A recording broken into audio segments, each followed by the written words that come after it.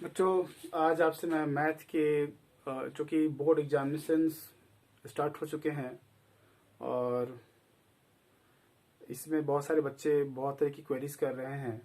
तो आज मेरी इच्छा हुई कि मैं आपसे इंटीग्रेशन टॉपिक पर आपसे चर्चा करूं। तो इंटीग्रेशन में एक पार्ट होता है इंटीग्रेशन बाय पार्ट्स, जिसको हिंदी में हम लोग खंडशः समाकलन भी कहते हैं। ठीक है, तो आज हम आपसे खंडशः समाकलन शीर्षक के ऊपर हम आपसे चर्चा करेंगे। ठीक है, खंडशः समाकलन कैसे करते हैं। ठीक है, तो इसके लिए एक फॉर्मूला होता है। इस फॉर्मूले को आपको देखना पड़ेगा। यहाँ पे फॉर्म लिखा हुआ है कि अगर दो फंक्शन दिए रहे आपस में, अगर उनके दो फंक्शन अगर मल्टीप्लीकेशन में दिए हुए हैं, तो उसमें से एक पहला फंक्शन होता है और एक दूसरा फंक्शन होता है। ठीक है, तो दो फंक्शन आपको दे दिए जाए और उनका इंटीग्रेशन आपको करना हो, तो आप फिर आप कैसे करेंगे। तो ये फॉर्मूला होता है कि कोई एक जो पहला फंक्शन होता है वो आपका बाहर ले लिया जाता है, पहला फंक्शन आपका बाहर हो जाता है, दूसरे का पहला बाहर, दूसरे का इंटीग्रेशन करेंगे हम लोग, फिर माइनस पहले वाला जो पहला फंक्शन है उसका हम लोग डिफ्रेंशिएशन करेंगे, पहले फंक्शन का हम लोग डिफ्रेंशिएशन करेंगे, फिर दूसरे का इंटीग्रेशन करेंगे और उसके बाद जो डाटा आएगी उस डाटा का हम लोग फिर से इंटीग्रेशन करेंगे हम लोग। ठीक है, एक बार फिर से करना चाहूंगा कि आपको दो फंक्शन दे दिए गए हैं, तो उसमें से कोई एक फंक्शन आपका पहला फंक्शन होगा और दूसरा फंक्शन आपका f2x होगा, और दोनों फंक्शंस को अगर वो प्रोडक्ट में दिए गए हैं, ठीक है, तो उनको अगर आपको इंटीग्रेट करना हो तो आप कैसे करेंगे। ठीक है, तो फॉर्मूला ये कहता है कि पहला फंक्शन आपका बाहर हो जाएगा। ठीक है, दूसरे को हम इंटीग्रेट करेंगे। ठीक है, फिर माइनस करके पहले वाला जो पहला फंक्शन है उसको हम लोग डिफ्रेंशिएट करेंगे, दूसरे को इंटीग्रेट करेंगे और फिर जो डाटा आएगी उसको पूरे डाटा का फिर हम लोग इंटीग्रेशन करेंगे। ठीक है, अब यहाँ ये बात आती है कि हम लोग किस दो फंक्शन अगर दिए गए हैं तो कौन सा फंक्शन उसमें f1x होगा और कौन सा f2x होगा, इस संबंध में आइलेट लॉ को फॉलो किया जाता है। ठीक है, आइलेट लॉ को हम फॉलो करते हैं। अब आइलेट लॉ यहाँ पर आपका लिखा हुआ है ILATE, आइलेट लॉ।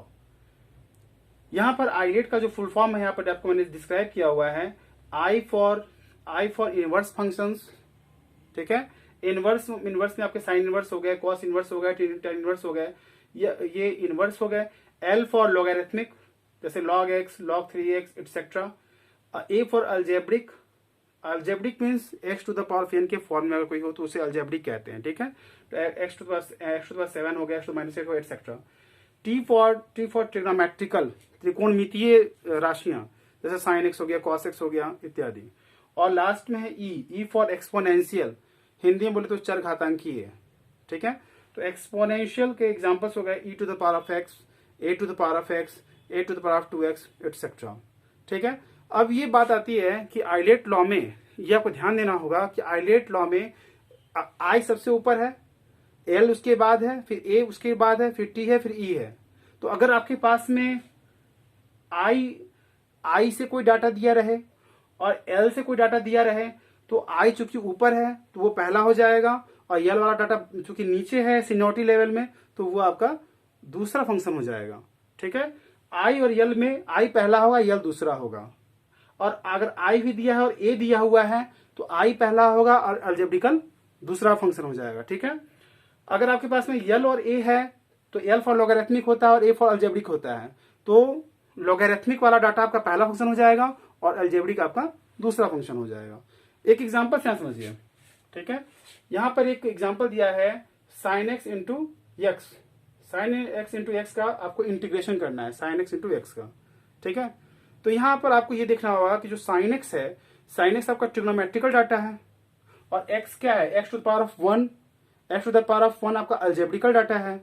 तो अलजेब्रिकल डाटा आपका पहले आता है आइलेट के रूल में, A फॉर अलजेब्रिका, तो अलजेब्रिकल डाटा आपका पहले है और T फॉर ट्रिग्नोमेट्रिकल बाद में है।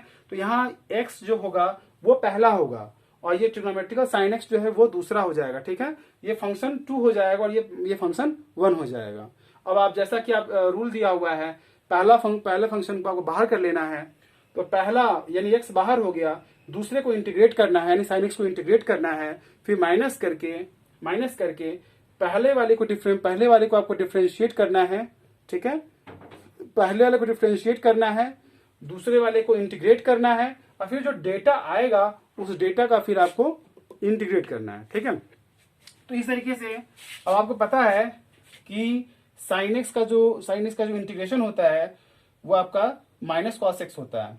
ठीक है, और dx by D X equal to 1 होता है आपका, तो ये 1 हो गया। और साइन एक्स का इंटीग्रेशन आपका माइनस कॉस एक्स होता है, तो यहाँ माइनस कॉस एक्स हो गया। अब ये माइनस माइनस क्या होगा, प्लस हो जाएगा। और फिर हमारे पास क्या बचेगा, 1 इंटू कॉस एक्स आपका कॉस एक्स हो जाएगा। और कॉस एक्स का इंटीग्रेशन आपको पता है कि वो साइन एक्स हो जाता है।